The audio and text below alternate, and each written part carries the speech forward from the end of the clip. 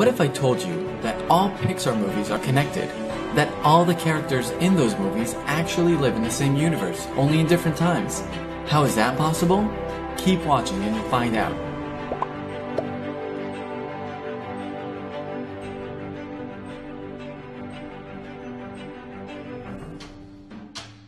Our story starts with the movie Brave, back in the old days of Scotland. In the movie, Merida discovers some kind of magic which accidentally transforms her mother into a bear. That mysterious magic power comes from a witch in the forest. Get out! This will be the first time we see animals act like humans. But who is that witch in the forest? We see her disappearing through doors and we know she has magical powers, but who is she really? Well, actually, she played a big role in one other film on our list, but we'll get to that later. During the centuries that followed Brave, the animals and objects who were experimented on by the witch have slowly evolved, creating a power struggle between humans, animals, and machines. The conflict between humans and animals is depicted across Ratatouille, Finding Nemo, and Up. In Ratatouille, the animals are starting to experiment with their growing intelligence in small environments. In the movie, Remy tries to invade a human-only territory, cooking. He then befriends a group of humans but makes one enemy, Chef Skinner. What happened to Skinner after discovering the intelligent mice that outperformed human beings? It's possible that the word of that discovery has reached the ears of Charles Muntz, the villain in Up, which then led him to develop technology that could harness the thoughts of animals.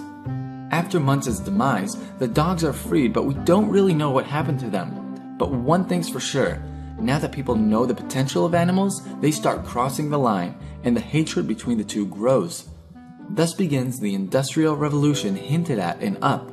In the beginning of Up, Carl is forced to sell his house to a corporation in charge of expanding the city. Think about it, what corporation is responsible for pollution and technology overreach? By and large, it's the massive corporation that runs pretty much everything in WALL-E. In the history of B&L, an ad in the movie, we're told that B&L has even taken over world governments. 2 million wholly owned subsidiaries, governmental bodies, and healthcare centers, by and large has become the world leader in every conceivable field, including world leadership. In Finding Nemo, we're told a story about saving a fish from the bad human beings. An entire population of sea creatures is harnessed for that cause. Humans continue to antagonize the increasingly networked and intelligent animals. But this is as far as we go with the animal kingdom for now. Let's back up for a bit. We mentioned before that a struggle arises between humans, animals, and machines. So when did the machine's artificial intelligence start?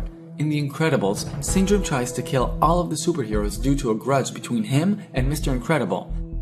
I am your biggest fan. Buddy? But it's not actually him who is doing the killing. Syndrome is using the Omnidroid, an AI killing machine that can learn and adapt during combat. Eventually, the robot turns on its creator and tries killing innocent people randomly. Why would an AI robot do that? Do machines have an inherent hatred towards humans? Why?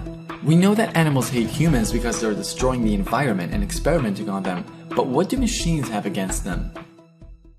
In Toy Story, humans use and discard toys that clearly have feelings. At first, the toys are happy, but as things progress, they get fed up with people. They rise up against Sid in the first one. Jessie resents her owner for abandoning her in the second one, and in the third one, Lotso, well, he just hates all people. Something snapped. She replaced us. Come on. Toys are not happy with the status quo, giving a reason for why machines and objects want to take over. At this point in time, the superheroes are almost extinct and mankind is vulnerable. Despite that, we don't see machines rise up against humans, not in a straightforward way anyway. They're using B&L, a faceless corporation, to dominate the world starting after the Omnidroid defeated most superheroes.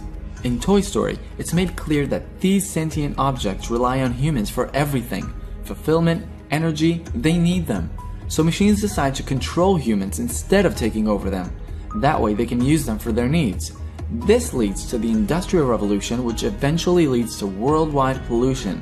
When the animals rise up against humans to stop the pollution, humans will get help from the machines, and we already know who's going to win that war. At a certain point, planet Earth becomes unsuitable for living, for both animals and humans, which forces people to move to space as a last attempt to save the human race. Plenty of space out in space. In space, the machines have made humans dependent on them for everything because that's how they were treated as toys. That's all they know. Meanwhile, on Earth, machines are the only beings left to populate the planet. They follow human behavior and tradition, as seen in Cars, because that's what they learned from humans. There are no people or animals left on the planet, but their influence is still prominent. Which brings us back to WALL-E. Why is WALL-E the only machine left on Earth? We know that the movie starts hundreds of years after humans have left the planet. It's WALL-E's fascination with human culture and a friendship with a living being, the cockroach, that kept him going. That's what made him special and sent him on a journey to liberate the humans. He remembers the time when humans and machines lived side by side happily. When humans go back to Earth, they bring with them the single last plant that survived. At the credits of the film, we see the plant and it grows to be a huge tree that surprisingly resembles the main tree in Bug's life. The reason we don't see any humans in Bug's life is that there's not many of them left. We know that some insects survived after the humans left the planet, so it was easier for them to repopulate again once humans came back. So what's next? Humans, machines, and animals start repopulating the planet in harmony to the point that a new species is born: monsters. The monsters universe is actually Earth in the very far future. Where did monsters come from? Maybe mutations of animals after hundreds of years on a diseased planet. They sure do look like mutated animals. They're smart, they have cities, and even universities. The monsters, however, have an energy crisis because, like the machines, they need humans for their energy. But they're living in the future world where humans are all gone. The doors they use to visit humans for their screams are not doors to parallel dimensions. They're going back in time. They're visiting the time when humans were most prominent and harvesting them for energy. This would have been the end if it wasn't for Boo, the little girl in Monsters, Inc. who slipped into the futuristic world of the monsters and found a friend there. After going back to her world, she kept trying to find a way to see Sully again and became a witch.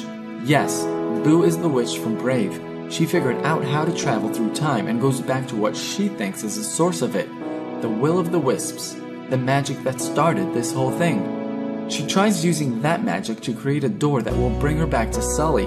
That's why the doors in her hut keep leading to different places. These are doors that she created in the same way the monsters did. They transport through time, and that is why Merida couldn't find the witch later on. So Boo keeps traveling through doors looking for Sully. But does she ever find him? We'd like to believe she does, and their love for each other is what binds all the Pixar movies together.